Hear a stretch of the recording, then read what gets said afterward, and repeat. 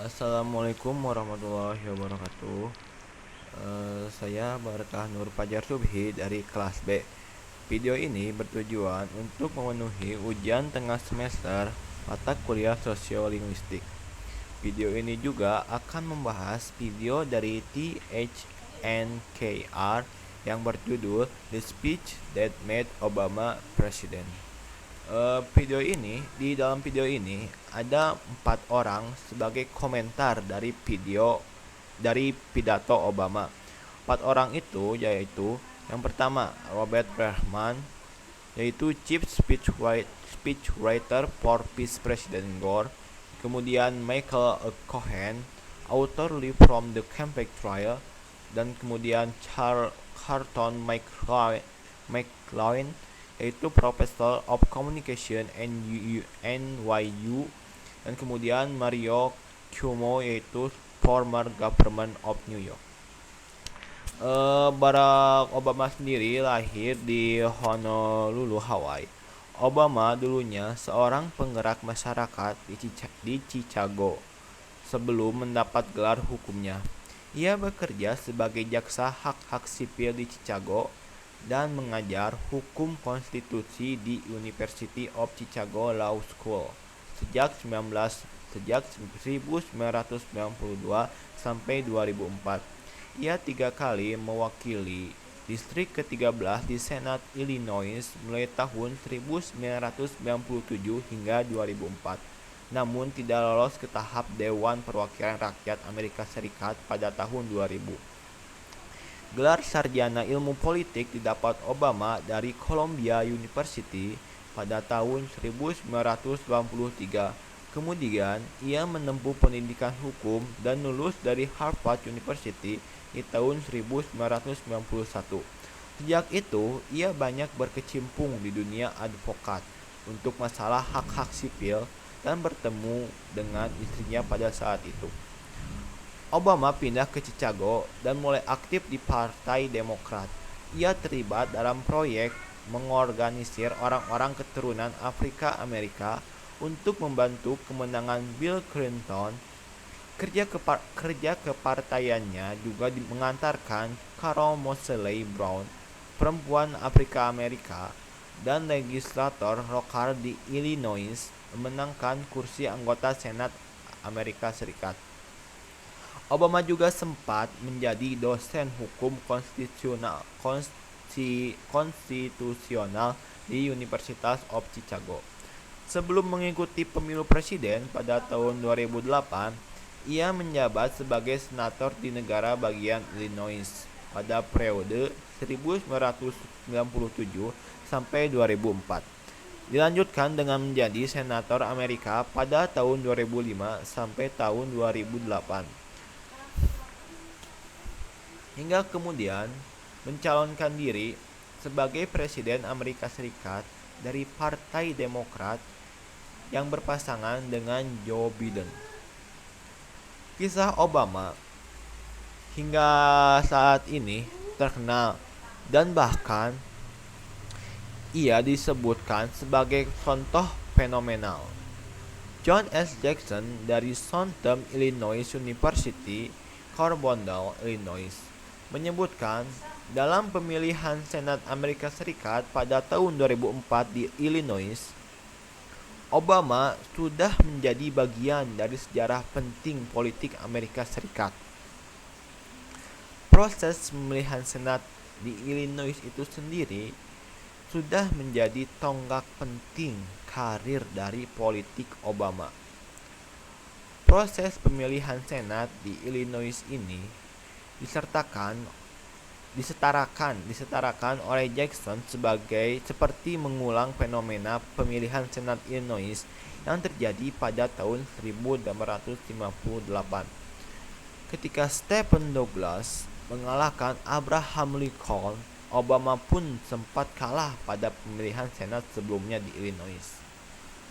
Pemilihan di Senat itu menjadi bagian dari karir politik bagi siapa saja menuju kepemimpinan nasional. Walaupun Lincoln kalah dalam pemilihan Senat, Pidato-pidato Lincoln serta debat-debat yang ia ajukan pada Douglas membuatnya menjadi politisi kondang hingga tingkat nasional. Lincoln mempertanyakan perbudakan dan masa depan persatuan. Lincoln dari Partai Republik tak pelak lagi menjadi perhatian nasional. Pada pemilihan Senat tahun 1860, Lincoln menjadi kandidat terdepan Partai Republik. Kekalahan dari Douglas tak menenggelamkan pamor Lincoln, yang kemudian menjadi presiden. Di zaman modern, Obama itu seperti mengulangi fenomena Lincoln itu sendiri. Obama bukan satu-satunya senator dan bahkan ia tergolong baru. Namun Obama kemudian menjadi seorang pembicara yang pidatonya dinantikan. Pidatonya melampaui horizon sebagai seorang senator yang baru terpilih pertama kali. Di zaman modern ini, Obama adalah pria berkulit hitam pertama yang terpilih sebagai senator Amerika Serikat yang mewakili negara bagian. Sejak Edwin Brooke, yaitu berasal dari Partai Republik, terpilih sebagai senator Amerika Serikat mewakili negara bagian Massachusetts pada tahun 1966. Di tingkat negara bagian Illinois, ia adalah warga Amerika. Ia di sini yaitu Obama ya. Obama adalah warga Amerika Afrika yang kedua terpilih sebagai senator setelah senator Scarlett Mosley Brown yang terpilih pada tahun 1992. Baru ada 5 orang berkulit hitam yang menjadi senator di Amerika Serikat, tingkat negara bagian ataupun tingkat nasional. Mereka adalah Hiram Rhodes Raffles yang pada tahun 1870 sampai tahun 1871, kemudian Branches Bruce pada tahun 1875 sampai tahun 1881, kemudian Brooke pada tahun 1967 sampai 1979, kemudian Brown dan Obama. Obama adalah salah satu dari senator keturunan Afrika yang paling populer dalam sejarah Amerika Serikat. Namun, fenomena Obama bukan saja karena ia politisi Amerika Afrika. Lebih dari itu, ia menjadi figur politik kaliber nasional karena kemampuan pribadinya. Talenta ini terpatrik ketika dia berpidato pada Konvensi Nasional Partai Demokrat di Boston pada Juli 2004. Konvensi Nasional Partai Demokrat ini itu yang kita akan bahas berikutnya. Berikut petikan pidato Obama yang disampaikan untuk mengantar John F. Kerry sebagai capres Demokrat pada pemilu 2004. Itulah salah satu masa paling memukau bagi Obama. Pidatonya dipuji banyak kalangan, baik itu kalangan pemuda, orang tua, atau lainnya, atau kalangan berpendidikan tinggi, berpendidikan menengah. Sejak itu, dia tampil di mana-mana dan mendorongnya menjadi calon presiden Amerika Serikat pada tahun 2008. Dia berhasil. Dan pada video yang sebelumnya saya katakan, Robert Rehman, chief speechwriter for Vice President Gore, berkata, awalnya Barack Obama bukan orang terkenal dan sedikit orang yang mengenalnya. Michael R. Johnson mengatakan bahwa ini adalah kesempatan yang bagus. Ini di sini adalah konvensi yang dilakukan pada tahun 2004 yang dimana Barack Obama sebagai senatnya. Bagi Obama, itu kesempatan bagus bagi Obama untuk memperkenalkan diri kepada publik. Menurut Michael, pidato akan berdampak besar apabila orang yang berpidato itu tahu cara menyajikan cerita. Itu menjadi sebuah yang luar biasa. Bahkan bisa saja menjadi bagian dari sejarah Amerika. Dan dalam pidato konferensi itu,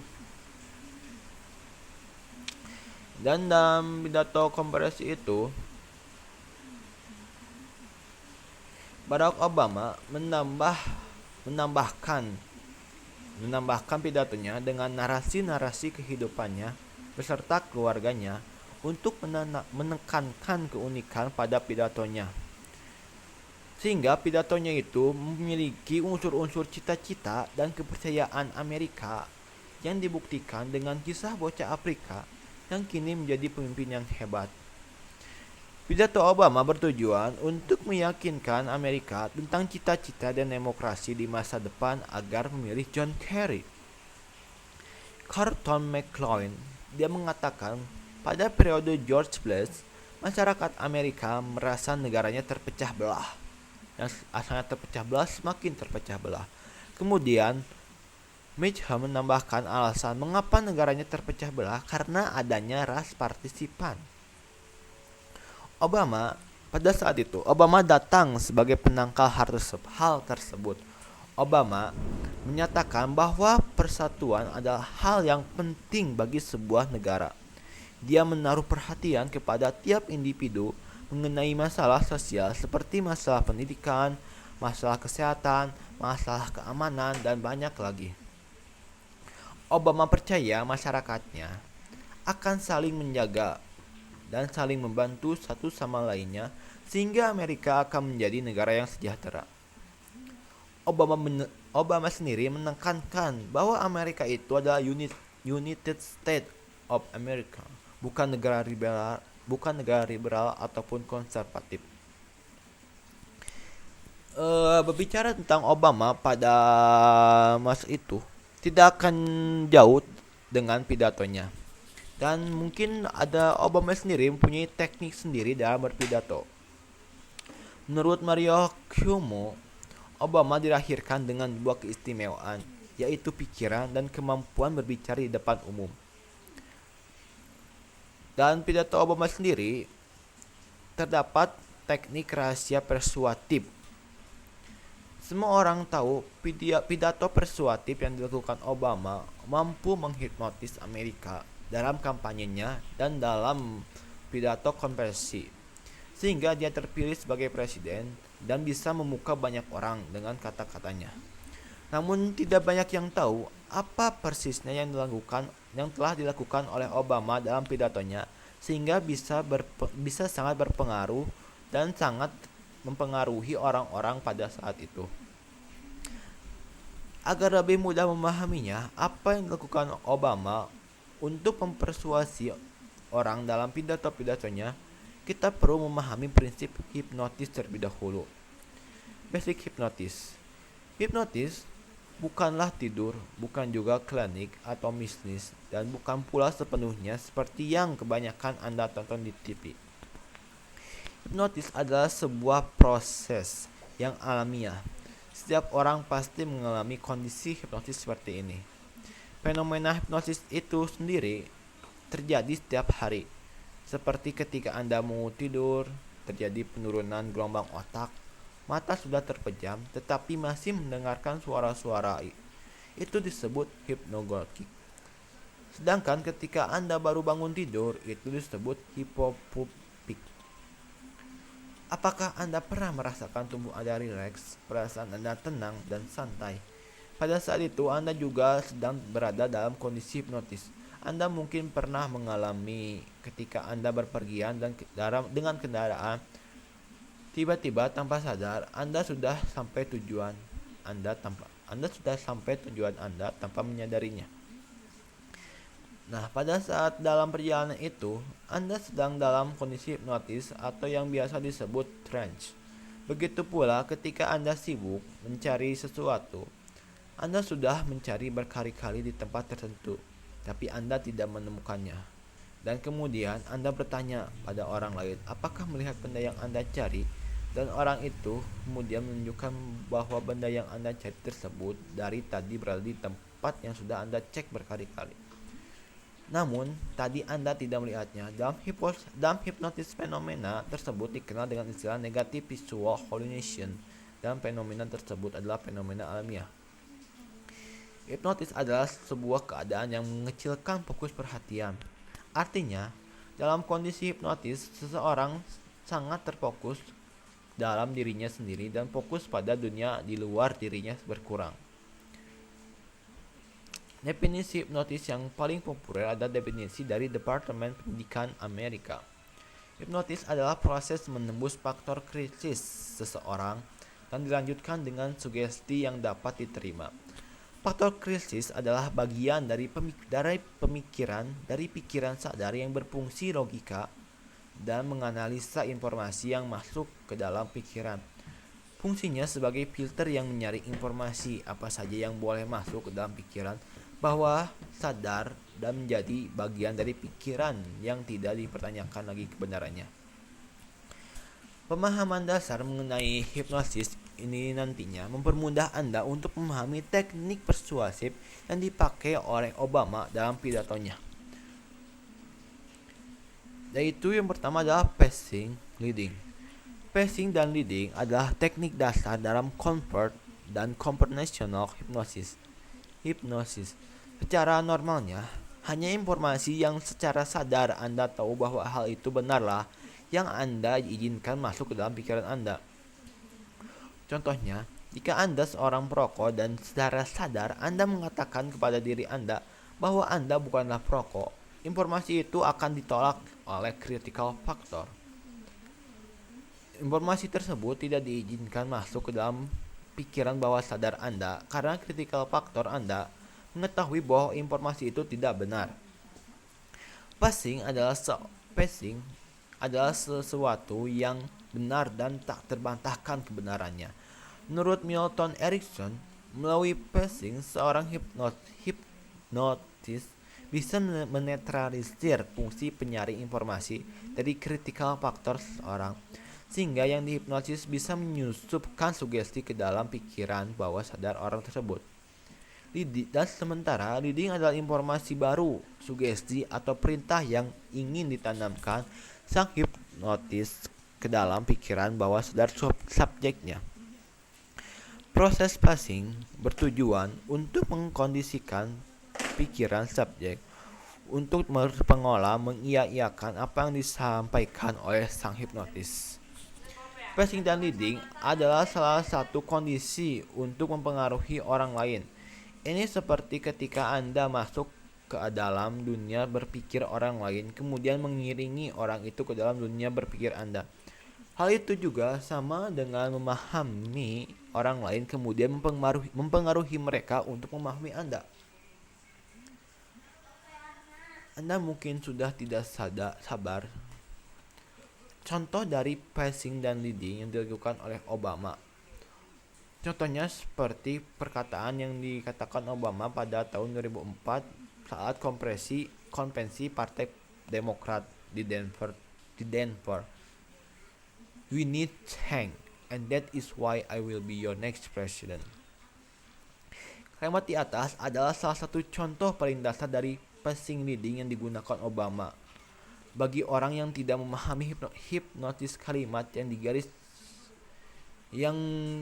yaitu we, sesungguhnya kalimat tersebut memiliki efek hipnotis yang hebat. Tidak ada orang yang tidak setuju bahwa we need change, apalagi jika pada saat itu kita benar-benar sedang dalam masalah, sehingga kalimat tersebut otomatis pasti akan dibenarkan oleh pikiran sadar pendengarnya. Setelah itu, Obama melanjutkan dengan kalimat baru, I will be your next president. Ini adalah leading, sehingga Obama memasukkan sugesti-sugesti baru kepada para pendengarnya untuk memilihnya sebagai presiden.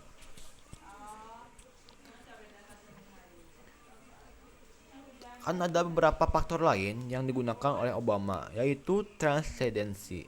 Transcendency yaitu menggunakan bahasa yang konkret dan nyata. Kemudian adalah pengulangan. Teknik pengulangan atau anapora adalah teknik berbicara yang dimana kita mengulik kata frase di awal kalimat yang disampaikan berturut-turut sehingga akan mudah mempengaruhi pikiran dari para pendengar. Kemudian gestur dan suara juga sangat penting dalam penyampaian pidato Obama. Gestur mencerminkan kejelasan pemikiran dan rasa percaya diri. Dan Barack Obama sendiri memahami hal ini dengan sangat baik, sehingga dalam setiap pidatonya ia dapat mengemukakan gestur tubuhnya dengan sangat efektif untuk menekankan setiap kalimat yang ia sampaikan. Selain gestur, Presiden Barack Obama juga menggunakan suaranya atau bahasa verbal dengan sangat efektif. Dia mengatur volume suaranya, mengatur kecepatan suara, dan menggunakan jeda dengan sangat baik untuk memberikan dampak yang lebih kuat pada apa yang ia sampaikan. Barack Obama juga sangat pintar dalam memahami situasi yang sedang terjadi di masyarakat. Sehingga semua pidatonya akan dengan mudah diterima oleh masyarakat itu tersebut. Sekian dari saya. Mohon maaf karena banyak kekurangan. Sekian, wassalamualaikum warahmatullahi wabarakatuh.